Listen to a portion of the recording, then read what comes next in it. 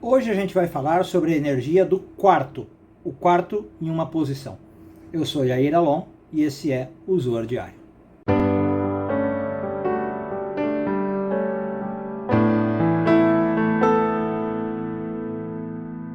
Essa semana continuamos a ler a porção de Shlach, hoje focando nos parágrafos de 105 a 107 do Zoar, 10º ano de leitura. O Zoar começa informando para nós que o quarto é o ponto onde a luz se reúne das três linhas da árvore da vida. Mas o que são essas três linhas? Então, imagina a árvore da vida como uma estrutura de energias que sustentam toda a realidade, né? E ela tem três linhas principais. A da direita, a da bondade, que chama Hesed, é o impulso de doar. A da esquerda, que é o rigor, a Gevurah, é a força que limita, que define. E no centro, você tem o equilíbrio, Tiferet, que harmoniza as duas anteriores. Então o número 3 na Kabbalah representa a integração básica entre opostos. É o ponto de equilíbrio entre forças contrárias. E já é algo bastante elevado, né? A gente já fez vários vídeos aqui falando sobre isso, como é que eu tenho que integrar esses opostos. Então Tiferet, o terceiro, é o coração da árvore da vida. É o ponto médio, o equilíbrio dinâmico entre as duas outras energias. Mas e o que é o quarto? O quarto não é simplesmente mais um degrau. Ele é o ponto em que as três forças deixam de ser só equilibradas e elas passam a ser unificadas num novo nível de consciência. Então, enquanto o terceiro é equilíbrio, o quarto está ligado com transcendência. Enquanto o terceiro, por exemplo, vê os lados e encontra o meio termo, o quarto ele está acima da dualidade.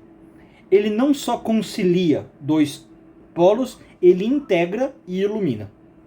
Por isso o Zohar vai dizer que o quarto é o ponto em que a luz se reúne das três linhas, né? Ou seja, o quarto é o receptáculo que recebe a totalidade das forças, já as duas opostas e a equilibrada, sem nenhuma contradição. É como se fosse uma sinfonia que junta diferentes instrumentos numa só melodia. E aí o Zohar vai lembrar para nós que tinha duas figuras que eram a energia do quarto, Betzalel e José. Betzalel, né, aliás esse era o segredo dele, ele é o artesão do tabernáculo.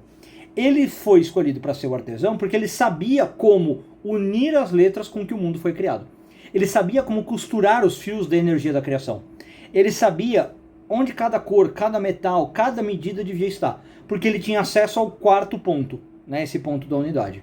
E a mesma coisa acontecia com José, o justo. Ele viveu em meio a forças conflitantes, né? Por quê? Porque ele estava no Egito, mas era israelita. Ele estava entre o exílio, a tentação, a injustiça, mas ele não se divide interiormente. Ele passa por todas essas divisões e ele continua uno, ele continua íntegro. Então ele se torna um recipiente para toda a luz. Ele não só equilibra entre o bem e o mal, ele transcende o bem e o mal.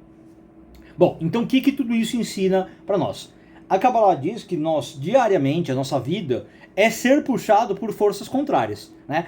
Eu tenho desejos e tenho limites, eu tenho emoção, eu tenho razão, eu tenho agir ou esperar, ser bondoso ou ser mais firme, falar, silenciar, enfim, deu para entender.